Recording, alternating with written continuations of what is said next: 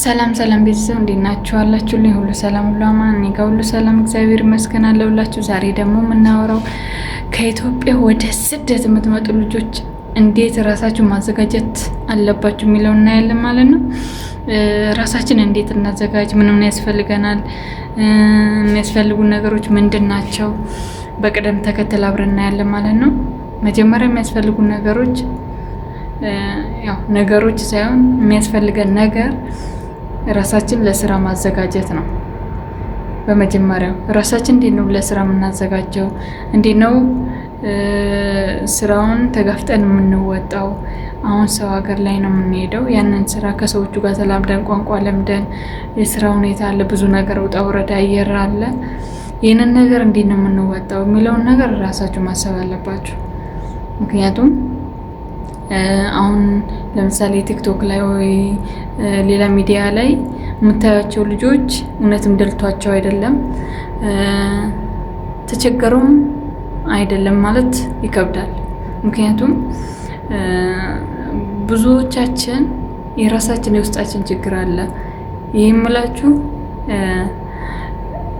ስራ ብዛት ይኖራል፣ ጭቅጭቅ አለ፣ የሁሉ ነገር እያለ ራስን ለማዝናናት የሚጠቀሙ ናቸው። ወይም ደግሞ በፍሊተር ወጥተው ልብስ ማታ ነው የሚለብሱት። እንግዲህ ቀን ዩኒፎርም ለብሰው ማታ ያንን እንትን ብለው ለብሰው ቲክቶክ ይሰራሉ ማለት ነው። እነዚህ ልጆች ታዲያ ደስተኛ ናቸው ወይ ደልቷቸው ነው የሚለው ያው እግዚአብሔር ነው የሚያውቀው ማለት ነው። ስለዚህ እናንተ እነሱን አይታችሁ እነሱ እንደዚህ ናቸው፣ እነሱ እንደዚህ አይሰሩም፣ ስለዚህ ሄደን ያን ያክል ስራ የበዛብን ብላችሁ ራሳችሁን እንዳታሞኙ፣ ለስራ ዝግጁ አድርጉ ማለት ነው። ስራችሁን ለአይምሯችሁ ለስራ ዝግጁ ማድረግ። በሌላ በኩል ደግሞ የምመክራችሁ ነገር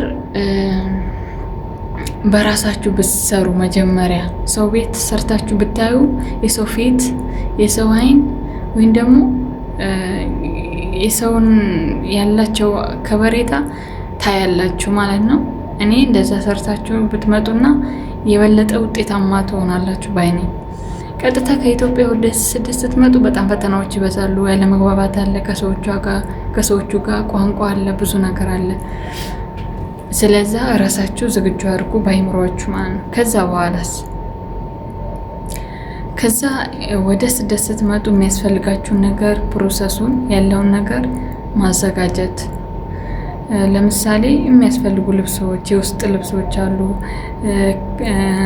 የሚለበሱ የብርድ ወይም ደግሞ ስስ ልብሶች ማለት ነው።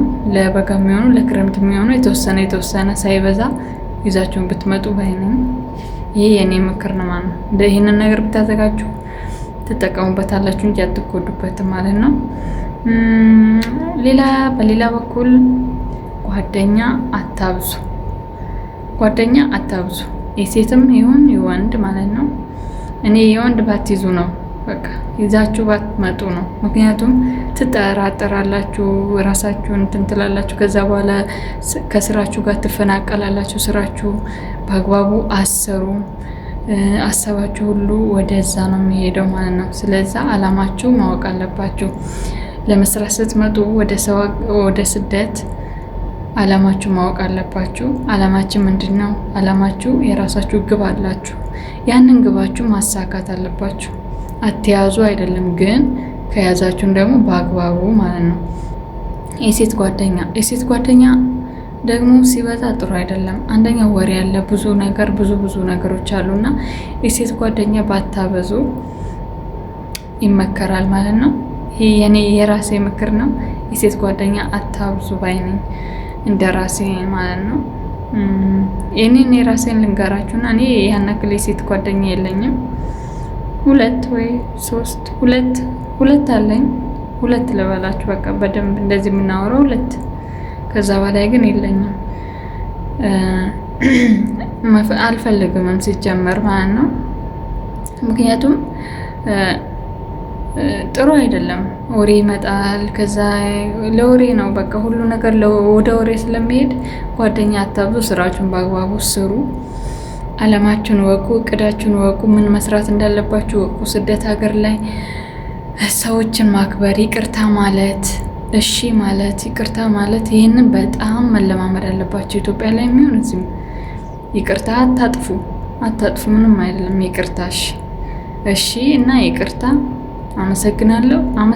ምንም ነገር ቢደረግላችሁም ባይደረግላችሁም ምስጋና አመሰግናለሁ ማለታችሁን አታቋርጡ እላለሁ ቤተሰቦቼ። እና አሁን ለማንኛውም ቆሻሻ ጥዬ እየመጣሁ ነበር። ያው እንደምታዩት ውጭ ነኝ ያለሁት። ማብራት ስላለ እዚህ ጋር ለመቅረጽ በጣም ይመቻል፣ ደስ ይላል። ላይት አለው።